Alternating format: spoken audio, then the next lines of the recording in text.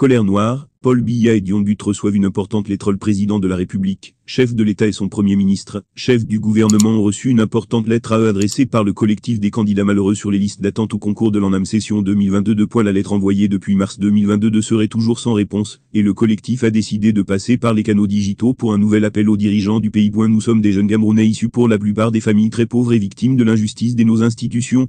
En effet, depuis des années, dans l'objectif de décrocher un boulot dans notre pays, nous nous sommes lancés très tôt dans les concours administratifs, notamment l'ANAM au vu de l'âge avancé, et de plusieurs admissibilités à des concours, EMIA, police, sans succès. Ainsi, depuis plusieurs années, et après avoir écouté le premier passage du directeur général de l'ANAM à l'émission Présidence Actu, qui promettait une réussite pour tout candidat qui selon ses propos, se serait bien préparé pour affronter les épreuves au concours de l'ANAM. De là, nous nous sommes résolument préparés dans des groupes de prépa concours de la place, notre objectif décrocher ce concours. Dieu étant infiniment bon, depuis cette date et bien avant, plusieurs d'entre nous sommes admissibles à ce concours, avec plusieurs admissibilités parfois à plusieurs sessions la même année. Cette année 2022, pour plusieurs d'entre nous, nous sommes sur les listes d'attente, et à l'âge limite. Ainsi étant sur cette liste, nous sommes allés à l'ANAM pour souscrire aux conditions administratives, et avons été refoulés par l'administration qui nous a informé qu'on devait aller attendre, nous qui sommes sur les listes d'attente, et que le MINFOPRA allait faire appel à nous. Jusqu'au jour d'aujourd'hui rien.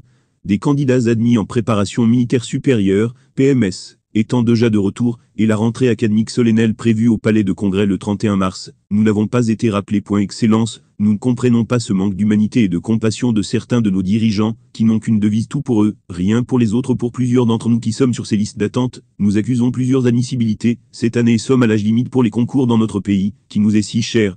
Nous avons pris la peine d'envoyer des lettres de magnanimité et de compassion à la présidence de la République, et à la primature, comme le confirment les lettres ci-dessous, dans l'espoir d'être écoutés. Mais toujours rien. Nous sommes au bout du gouffre parce que désespérés, angoissés, déprimés, et surtout frustrés. Si nous aussi, candidats méritants, nous ne sommes pas les enfants de cette République, ils n'ont qu'à nous le dire. Pourquoi est-ce que nous, enfants de pauvres méritants, ne pouvons pas avoir accès à cette école? Pourquoi, malgré plusieurs admissibilités en une session, pendant plusieurs années, nous, enfants de pauvres, ne sommes que logés sur les listes d'attente, au pire des cas, ne sommes jamais admis? Pourquoi les mêmes noms chaque année? Pourquoi, comme dans d'autres concours à l'exemple de l'AN, qui cette année, comme chaque année ont vu les listes d'attente reconduites, l'ANAM ne reconduit jamais les listes d'attente sachant pertinemment que c'est où sont logés les candidats méritants? Pourquoi cet acharnement contre nous?